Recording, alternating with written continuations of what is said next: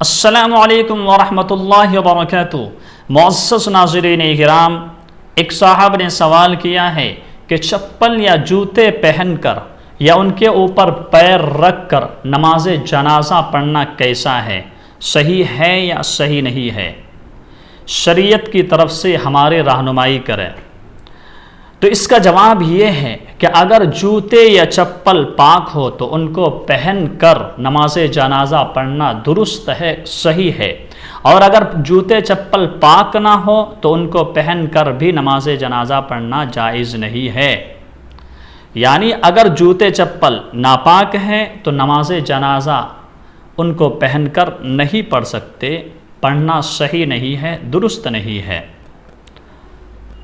اور اگر جوتے یا چپل کا نچلا حصہ تو ناپاک ہے لیکن اوپر کا حصہ پاک ہے تو ان پر پاؤں رکھ کر نماز جنازہ پڑھنا درست ہے، لیکن بہتر اور افضل یہ ہے کہ جوتے یا چپل اتار کر ہی نماز پڑھیں، کیونکہ نماز عظیم الشان عبادت ہے۔